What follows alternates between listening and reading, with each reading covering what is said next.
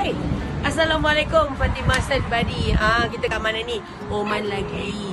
Okey, video sebelum ni saya tanya kan, apa yang popular sangat dekat Oman? Betul, ding ding ding ding. Amouage dari Oman. Oman ni kita nak bagi tahu lah, you all ni pakai perfume ni nak tahu datang daripada mana. Kita nak pergi kilang dia sebentar lagi. Tadi, let's go.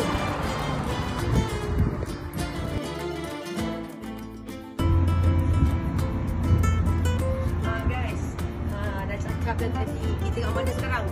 Amouage. Jauh kita orang lari daripada Malaysia supaya you all dapat tahu Scentbuddy sekarang buat yang terbaik untuk you. Kita nak tahu perfume yang you all pakai tu behind the scene dia macam mana. Ini dia punya galeri dia. Macam-macam nak share dekat you all, tahu tak? Kalau boleh kita nak kawal semua, nak bawa korang semua datang sini.